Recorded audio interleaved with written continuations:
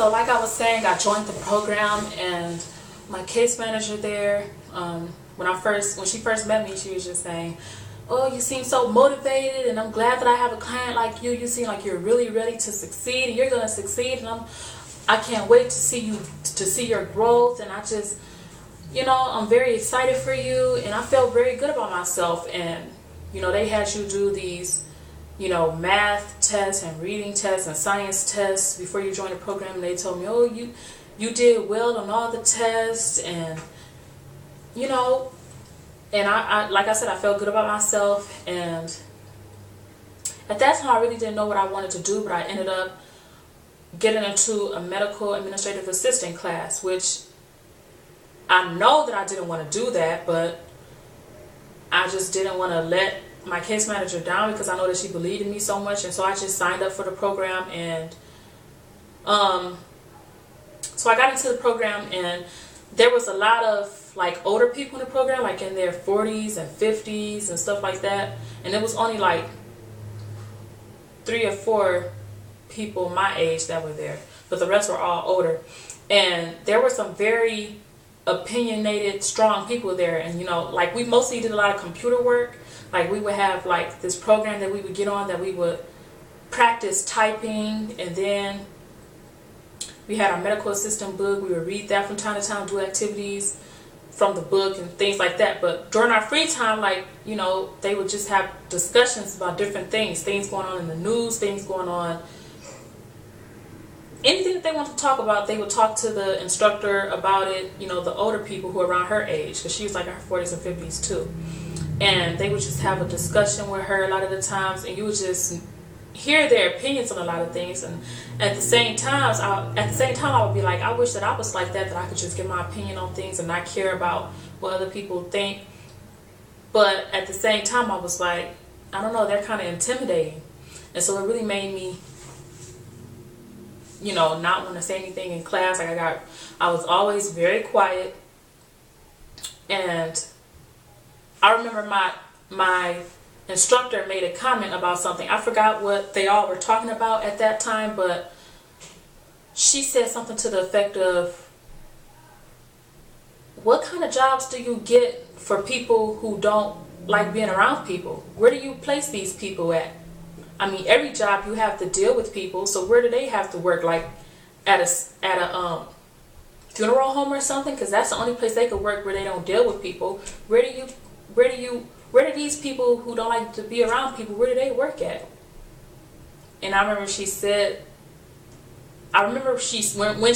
that, and I don't know, I just felt real bad. And I just kept looking down and doing my work and acting like I didn't hear her say it. And I was just acting like I was very focused, but I did hear her say it.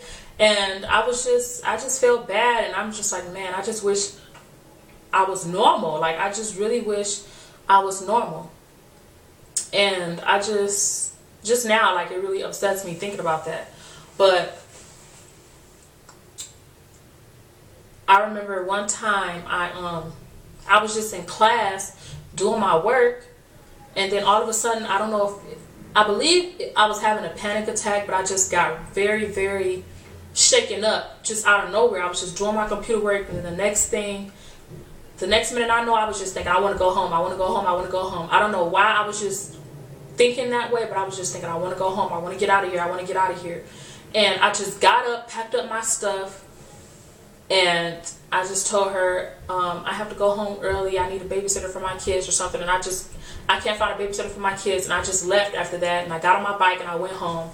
And my husband didn't know I was coming home, so when I got home, he's like, "Why are you here so early?" And I told him, I said, I couldn't take it, I just wanted to come home. And like, he was kind of upset about it, because he's always trying to push me to do things, but I was just like, whatever. And I don't know, like, that's when I started realizing, like, something is just not right with me. And I started going through a deep depression during that time, because like I said in my introduction video, my 3-year-old and 4-year-old, they have autism. And so my 4-year-old, he was 3 years old at the time, but he goes to school, and he goes to this special education pre-K class at the school. And they actually had sent CPS here around that time to and told us that the teacher and the CPS lady told us that his teachers had called them because he had bite marks all over him and everything, and they didn't they thought that he was getting abused. And I explained the situation to her that my son has a little brother who also has autism, and they do that from time to time, which my husband and I are still figuring out how we can control it, because they share bedrooms, and sometimes when my husband and I are asleep, we don't know what they could be doing in the room together. They have separate beds, but they're in the same room. And so I don't know. The only explanation I could think of is that they get out of bed and fight each other, because if anyone knows about kids with autism, some of them have sensory issues, like they like squishy things, like they feel like they can't sense certain things, so they do things to get that sensory feeling. That, I don't know if I'm explaining it right, but yeah. And so if they want to feel something squishy, your cheek, that's squishy, your anywhere that's very fleshy, that's where they will bite each other at, on the buttocks, like a lot of places.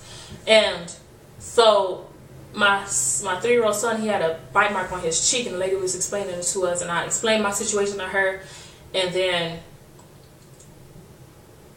she just she said, okay, well, basically I'll check back in with you guys, and I'm gonna go talk to the school, but I suggest you have a meeting with the school and just explain to them everything that's going on. And the case ended up getting closed, as she says. That's what she says, but she said that the case is closed, and we got a letter in the mail and everything saying that the case is closed. But during that time, I got into a deep depression, and I stopped going to my medical assistant class. I went there for like 3 weeks, and I actually thought that I was going to finish the class. It was a 6-week class, and I actually thought I was going to complete the class, but I stopped going, and then I was going to have to start another 6-week class that was strictly for I think learning all the different medical codes and some more computer work and all that. I was going to have another 6-week class after that was going to end April 1st. So I stopped completely going there in February, and I just stopped going to the class. And so since then, my case manager from the vocational program that set me up with the medical assistant class, she's been calling my husband, because I had him as an emergency contact number, and I've been avoiding her calls because I'm embarrassed to let her know that why I stopped going there. And I just feel embarrassed also because I know that money was spent for the government on me going to that program, and it's very embarrassing, and I just hope that I could pay it back one day. And I even left my case manager an email explaining that to her, and I left my medical assistant class instructor an email telling her what was going on, that I'm depressed and I can't deal with being in that kind of setting right now. And I just feel like my life is in shambles. I really don't have control of anything. Every appointment that I have, like for my kids, I'm rescheduling everything. I'm not getting anything done because right now my mindset is that I don't care. If it happens, it happens. It's just like whatever. Like I'm kind of giving up right now, I guess. But the reason that I found out, this is how I found out that I have social anxiety, and I actually got a name for what is going on with me. And at that time, when all that happened in the medical assistant class, I didn't know what was going on with me. I just thought maybe I'm just lazy. I always thought every time when I would quit a job, I just thought, in my opinion, I always thought I was lazy. Well, maybe I don't go to work because I'm lazy, but it really was bigger than that. And so I recently got back in contact with my biological mother. We actually went on a talk show together, but it didn't air. It ended up not airing, which I'm not going to say the name of that talk show, but we had a reunion show. Me, my sister, and my biological mother, we all went on a reunion show, and my biological mother's mother. We all went on a talk show, and we reunited after me not seeing her since I was 8, and that was in December, and I haven't seen her since then. The only time I saw her is when we was on stage. After that, we didn't see each other, but we keep in touch on Facebook. And so she called me for my birthday, which was in March, and I explained to her everything that's going on with me, and I told her that I just feel uncomfortable around people, and how I wish that I could keep a job. And she told me that she suffered from social anxiety, and I never heard of that term. I really never heard of it before then. And she said that it runs on her side of the family, and that her mother went through those issues too, and that she goes through those same issues. And my biological mother, she has a lot of issues. She gave me and my sister up. Her and my dad gave me and my sister up for adoption to my dad's mother when we were like 2 and 3 years old, because she realized she couldn't take care of us. She had a lot of issues going on with herself, and she has drug issues. I don't know if she still has them now, but I know back then she did, and for many years she did. But she said that last year that she finally stopped doing drugs, but I really don't know for sure. But anyway, she said that she had a lot of social anxiety issues that caused her to do things like bite her nails until they bleed and things like that. And even I do things like one thing that I do, I don't know if you can notice, but my lips look kind of gray. I don't know if you can see it. I bite my lips when I'm stressed or nervous about something a lot until they bleed. Like I bite them a lot, and I try to control myself and stop myself from doing that. But when I'm in uncomfortable situations, or even when I think about something that's uncomfortable or stresses me out, I do that. And it's really starting to affect my life. I'm very grateful that my biological mother was able to tell me, and her name is Tasha, by the way. I'm grateful that she was able to tell me what's going on with myself. And even though I haven't been diagnosed, I know that this is what's going on with me. I did a lot of research on it. I watched a lot of videos about it. I know for a fact this is what's going on with me. Even before my kids got diagnosed with autism, I did a lot of research on it, and I knew from a mother's instinct, I knew that they had autism before they were even diagnosed by the neurologist. And I just know that this is what I'm going through, and I'm just tired. The thing that's so frustrating with me is that I have a lot of drive. Let me see how much time I have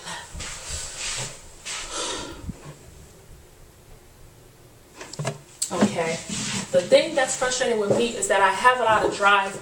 There's a lot of things that I want to do. I want to make a lot of money. I envision me and my family in a big house. I envision me having a nice car. And that's another thing. Like, it controls my life in a huge way, because I remember when I was in Detroit, and when I had my car, I bought my car in 2010, and I remember I did the written test and I passed that. I got my permit, and then when it was time for me to do the road test, they had me doing the parking part first, where you park.